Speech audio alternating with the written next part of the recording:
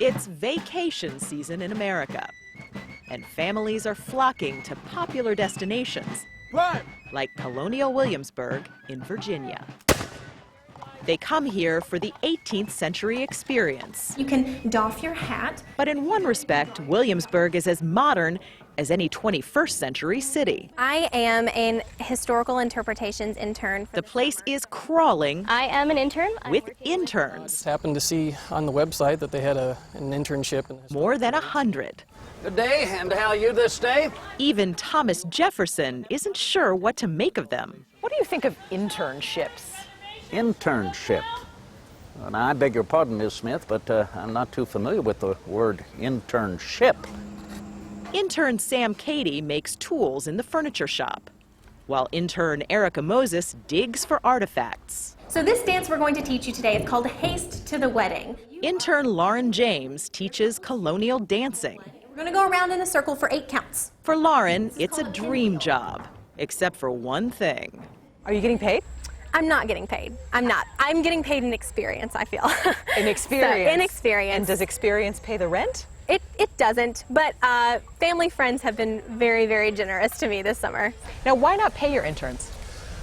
I'd like to pay the interns. I mean, it really is a matter of finances. Jay Gaynor is director of historic trades at Williamsburg. He says internships are a win-win. The kids get experience, and the employers? The greatest benefit for us is that we get some extra help when we need some extra help. I mean, it's just very straightforward. We get some new blood. There's young kids that have a different perspective on things, and that's exciting. All work for little or no pay. That's the intern's lot. And today, there are lots of them. From Yosemite to SeaWorld to the White House, and just about everywhere in between. Internships are almost a trend. They are so popular today. Everybody wants these internships. Nice to meet you. Lauren Berger calls herself the intern queen, for good reason. She talked her way into 15 college internships, all unpaid. And if I went back in time, I would do it all over again. For me, those internships just helped me learn so much about myself and about what I wanted to do. And it was information that I wasn't getting in the classroom. While most colleges have career centers to help place students, resources vary widely. So after graduating, Berger started an internship information website because she knows kids are getting desperate. The most common question that employers are asking in that job interview after graduation is, where did you intern? And if the person next to you even had one internship and you didn't, there's a good chance that that other person is going to land the opportunity. In a 2010 survey, 42% of college students who graduated with an internship on their resume received a job offer, compared to just 30% for students with no intern experience. And those graduates with internships received a higher starting salary, about $42,000, compared to just $35,000 for those without. The message is loud and clear. I'm interning at Alexander Wang. Prudential. I intern at New York City Parks and Recreation. I'm interning at Lancome. How hot are internships? In New York City earlier this month, Lauren Berger threw a small party for interns to meet and greet, and got a lot more than she bargained for. My name's Eric and I'm from CBS. We're with CBS News. Is it okay if we just ask you a few questions? We thought it was appropriate to have our own Sunday morning interns cover the event. Is the internship that you're in now, is that paid or unpaid? It is unpaid. Ian Goldstein, Erica Mahoney, and Brianna Berg helped research this report, and it was an eye-opening experience. Since you guys are in this unique position of being interns and doing a story on internships, what has surprised you most about digging into this? I was really surprised by the fact that so many people are against internships being unpaid. There were a lot of people that I found who were like, it's illegal, it's unfair, I was so surprised that so many people were saying that. People like Ross Eisenbray. Are interns getting a raw deal? Absolutely, they're getting a raw deal. And many of them don't know it. Eisenbray is vice president of the Economic Policy Institute, a nonprofit Washington think tank. Unpaid internships, he says, are taking paid jobs away from people who need them. This is a concern that economists have. Why isn't business hiring people? Well, if they can have people work for free, why should they hire anyone? And in fact, I'd say, you know, if they could get them to work 60 or 70 hours a week without paying them, so much the better. They don't have to pay them overtime. I mean, where does this stop? And there's another problem, Eisenbray says.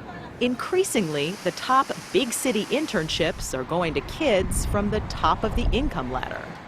Who can afford to come to Washington and spend $4,000 on housing and food and then work without being paid?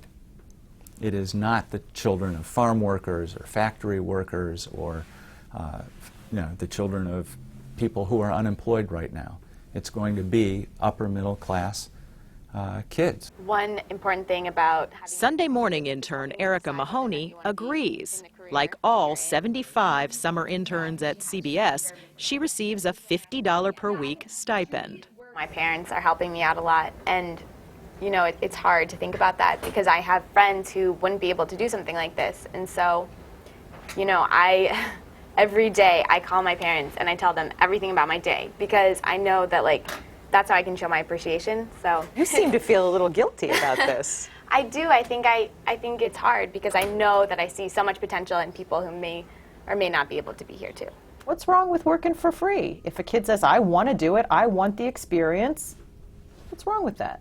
Well, you could say that about the entire labor market. If they could persuade people to work for half of the minimum wage, if they could get adults to work for free for 6 months, not just young people, then why not? What's wrong with that? Well, it degrades the entire value of work. But in this economy, some people would rather work for free than not work at all. This is our barn. This is where the Ice Bears play. And they're not just kids. Normally during a game I sit way over there. After 10 years fundraising for various nonprofit groups in Knoxville, Tennessee, Christina Shands found herself suddenly unemployed.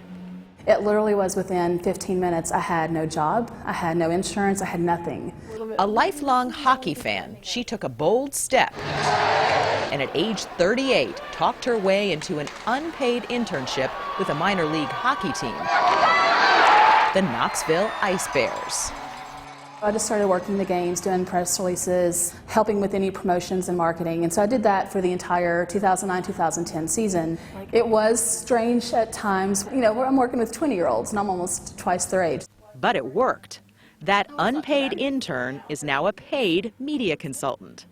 You got to be able to think big and then have the guts to kind of start from the bottom, and maybe you'll hit the jackpot like I did.